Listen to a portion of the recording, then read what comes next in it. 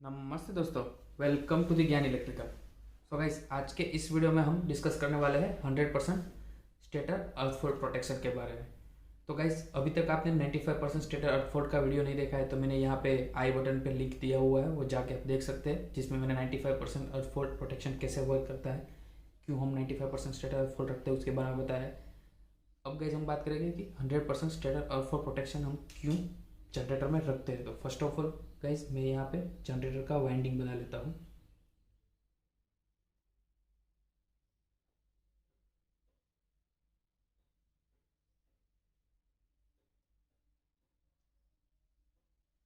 तो गाइस, ये तीनों फेज है और ये जो है वो स्टार लिंक है, न्यूट्रल लिंक है। अब गाइस क्या होता है कि 95% स्टेटर अर्थफोर्ड प्रोटेक्शन की एक लिमिट है कि वो जनरेटर का टर्मिनल साइड से, ये जो टर्मिनल एंड रहता है और ये न्यूट्रल एंड है, तो टर्मिनल एंड से वो 95% तक का ही जो वाइंडिंग है वो प्रोटेक्ट करता है। तो जो रिमेनिंग 5% वाइंडिंग है वो प्रोटेक्ट नहीं करता है वो 95% अर्थफोर्ड प्रोटेक्शन। क्योंकि गाइस, अगर ये जो 5% जो एरिया है, 5% जोन जो है, उसमें कहीं पे फॉल्ट हुआ, यहाँ पे कहीं पे फॉल्ट होगा, तो क्या होगा गाइस कि जो वोल्टेज इंड्यूस होगा न्यूट्रल टू वाइंडिंग तक का, क्योंकि गाइस यहाँ से ये न्यूट्रल से यहाँ तक का वोल्टेज है वो आपका जनरेटर का रेटेड वोल्टेज मिलता है, तो ये इतने एरिया का जो वोल्टेज है गाइस वो बहुत ही कम होगा। और ड्यू टू ये जो very low amount of current, sorry voltage, जो करंट भी प्रोड्यूस होगा, जो अर्थ फॉल्ट का जो करंट, अर्थ में जो करंट जाएगा, जो फॉल्ट होगा था, वो भी बहुत स्मॉल अमाउंट होगा।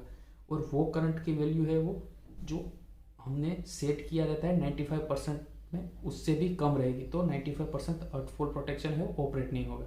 इसीलिए हमको ये 100% स्टेटर अर्थफोर्ड प्रोटेक्शन रखना पड़ता है। सेम वे अगर वैसे डिफरेंशियल प्रोटेक्शन है तो डिफरेंशियल प्रोटेक्शन भी वो इतना, ये जो करंट होगा यहाँ पे इतने में फॉल्ट होगा तो जो करंट होगा उसकी वैल्यू उससे भी कम होगी, डिफरेंशियल करंट का जो पिकअप वैल्यू उससे भी कम होगी, तो डिफरेंशियल में भी सेंस नहीं होगा। इसीलिए हमको गाइस ये 5% वाइंडिंग को प्रोटेक्ट करने के लिए हम 100% स्टेटर अर्थफोर्ड प्रोटेक्शन जनरेटर में यूज़ करते हैं। तो ये गाइस हुई कि हम क्यों 100% स्टेटर अर्थफोर्ड प्रोटेक्शन जनरेटर में रखते हैं उसके बारे में। अब गाइस देखते हैं कि ये 100% स्टेटर अर्थफोर्ड प्रोटेक्शन है वो कैसे वर्क करता है। तो गाइस मैं बात करने वाला हूँ यहाँ पे थर्ड हार्मोनिक वोल्टेज मेथड के बारे में। तो गाइस ये जो टेक्निक है वो, उस टेक्निक से हम जनरेटर का स्टेटर अर्थफोर्ड प्रोटेक्शन है 100% वो यूज़ करते हैं, उसको इम्प्लीमेंट करके हम स्टेटर अर्थफोर्ड प्रोटेक्शन जनरेटर का करते हैं। तो गाइस अब हम देखते हैं third harmonic voltage base 100% stator अर्थ।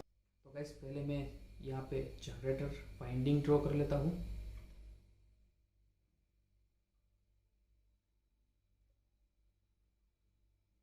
और ये स्टार पॉइंट बना लेता हूँ।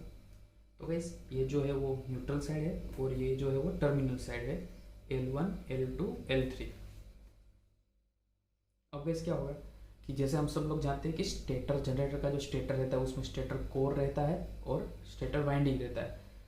तो गाइस अब यहाँ पे क्या होगा कि स्टेटर का जो कोर है वो अर्थ होगा, तो ये हमारा अर्थ है, और जो स्टेटर वाइंडिंग है उन दोनों के बीच में इंसुलेशन रहेगा, कोर और वाइंडिंग दोनों के बीच में इंसुलेशन रहेगा। तो गाइस इनडायरेक्टली वहाँ पे स्ट्रे कैपेसिटेंस प्रोड्यूस हो जाएगा। वहाँ पे इंटेंशनली हमने कोई कैपेसिटेंस नहीं रखा है, बट ऐसे कैपेसिटेंस, स्ट्रे कैपेसिटेंस प्रोड्यूस हुआ क्योंकि बीच में इंसुलेशन है, जो अर्थ है और जो वाइंडिंग है उन दोनों के बीच में। तो गाइस क्या होगा कि ये जो वाइंडिंग और अर्थ दोनों के बीच में कैपेसिटेंस प्रोड्यूस हुए। अब गाइस क्या होगा कि generator itself produce a third harmonic voltage depending on the value of this capacitance. मतलब कि अब गाइस क्या होगा कि जनरेटर जो है, जनरेटर वो उसका खुद का एक ग्राफ बनाएगा वोल्टेज का, थर्ड हार्मोनिक वोल्टेज ग्राफ बनाएगा खुद का, एक कैपेसिटेंस की वैल्यू है उस हिसाब से, कैपेसिटेंस की value and shape of winding and shape of pole के हिसाब से एक अपना एक सिग्नेचर बना लेगा। तो गाइस यहाँ पे मैं आपको एक सिग्नेचर बता देता हूँ जनरली कैसा रहता है। तो ये गाइस टर्मिनल साइड है और ये न्यूट्रल साइड है और ये जो है वो हमारा जीरो है। अब क्या होगा गाइस कि डिपेंडिंग ऑन, जैसे मैंने आपको बताया कि कैपेसिटेंस, ट्रे कैपेसिटेंस, फाइंडिंग और वाइंडिंग के शेप और पोल के शेप के हिसाब से कुछ वोल्टेज कुछ ग्राफ बनाएगा, सिग्नेचर बनाएगा। तो ये for example guys normal condition का सिग्नेचर है, ये जो है वो नॉर्मल सिग्नेचर है। ये जो है वो वोल्टेज का ग्राफ है, यहाँ पे वोल्टेज रहेगा। अब गाइस क्या होगा कि अगर कहीं पे फॉल्ट हुआ, फॉर एग्जांपल हम समझते हैं यहाँ पे फॉल्ट हुआ यहाँ पे, तो क्या होगा गाइस कि ये इतने एरिया में जितने कैपेसिटेंस आते हैं वो शॉर्ट हो जाएंगे। अब एक कैपेसिटेंस शॉर्ट हो गए, इसका मतलब क्या हुआ कि कैपेसिटेंस कम हो गए, कुछ कैपेसिटेंस की वैल्यू है वो उसमें चेंज हो गया। अब कैपेसिटेंस पैरेलल में होते हैं तो एडिशनल होता है, तो वैसे ही अब यहाँ पे कैपेसिटेंस शॉर्ट हो गए तो कैपेसिटेंस की वैल्यू में कुछ चेंज हुआ, और चेंज हुआ तो क्या होगा कि ये जो वोल्टेज है, ये जो नॉर्मल वोल्टेज है उसमें भी चेंज होगा। अब इस क्या होगा, अगर फॉल्ट होगा तो जो वोल्टेज है उसमें चेंज कैसे होगा, इसकी ये जो ग्राफ है पूरा ऊपर के साइड शिफ्ट होगा। जैसे कि यहाँ तक ले लेता हूँ, तो ये जो है वो फॉल्ट कंडीशन का ग्राफ है, समझ गए गाइस। तो पूरा ग्राफ है वो शिफ्ट होगा ऐसे।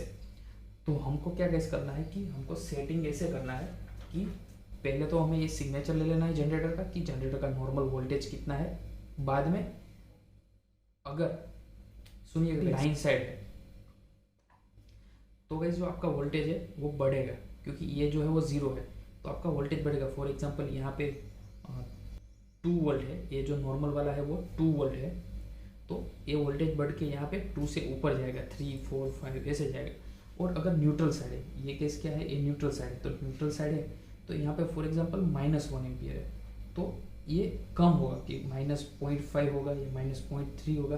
तो अगर आप न्यूट्रल साइड से सेंस कर रहे हैं तो आपका सेटिंग है वोल्टेज का वो कम आएगा, अगर फॉल्ट होगा तो वोल्टेज की वैल्यू है वो कम होगी, तो आपको उस हिसाब से सेटिंग करना है। अगर आप टर्मिनल साइड से वोल्टेज सेंस कर रहे हो तो आपका वोल्टेज बढ़ेगा, फॉल्ट के बाद आपका वोल्टेज बढ़ेगा, 1 से 2 होगा, 3 होगा, 4 होगा, तो उस हिसाब से सेटिंग करना है। जनरली गाइस क्या रहता है कि ये हम ऑलवेज न्यूट्रल साइड से ही सेंस करते हैं, तो जनरली इसका जो वोल्टेज है वो हम 200 मिलीवोल्ट पे सेटिंग रखते हैं। 200 मिलीवोल्ट है तो ये जनरेटर को अगर ये वोल्टेज 200 मिलीवोल्ट सेंस किया, relay third harmonic voltage 200 millivolt sense किया, तो जनरेटर है वो ट्रिप कमांड इशू करेगा, और साथ में कुछ टाइम डिले रहता है 1 सेकेंड 2 सेकेंड, उतने तक एक 200 मिलीवोल्ट रहा तो जनरेटर है वो ट्रिप सिग्नल जनरेट करेगा और आपके जनरेटर ब्रेकर को ट्रिप करवा देगा।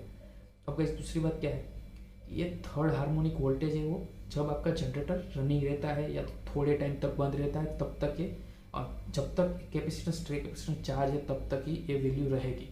अगर आपका जनरेटर लंबे टाइम तक बंद रहा तो क्या होगा कि ये भी सेल्फ डिस्चार्ज हो जाएगा और आपको ये वोल्टेज का ग्राफ है वो नहीं मिलेगा। तो कैसे क्या होगा कि ये जो थर्ड हार्मोनिक वोल्टेज वाला जो मेथड है उसमें वो हम इनहिबिट रखते हैं, वोल्टेज इनहिबिट रखते हैं, मतलब कि अगर आपका वोल्टेज की वैल्यू कुछ वैल्यू से कम हो गई तो ये प्रोटेक्शन ऑटोमेटिकली इनहिबिट हो जाएगा। फिर आप जनरेटर को एक बार स्टार्ट करेंगे, कैपेसिटेंस चार्ज हो जाएगा और वो ऑटोमेटिकली लाइन में आ जाएगा। तो गाइस ये पूरी मैंने जो आपको बात बताई वो 100% stator earth fault protection third harmonic base है उसके बारे में बताया है। तो आई होप गाइस आपको ये वीडियो अच्छा लगा हो। अगर ये वीडियो अच्छा लगा हो तो लाइक कर दीजिए, अपने फ्रेंड के साथ अपने फ्रेंड के साथ शेयर कीजिए, और इस वीडियो को अभी तक आपने हमारे यूट्यूब चैनल को सब्सक्राइब नहीं किया है तो सब्सक्राइब कर लीजिए। ऐसे इंटरेस्टिंग टॉपिक हम लाते रहेंगे। मिलते हैं नेक्स्ट वीडियो में।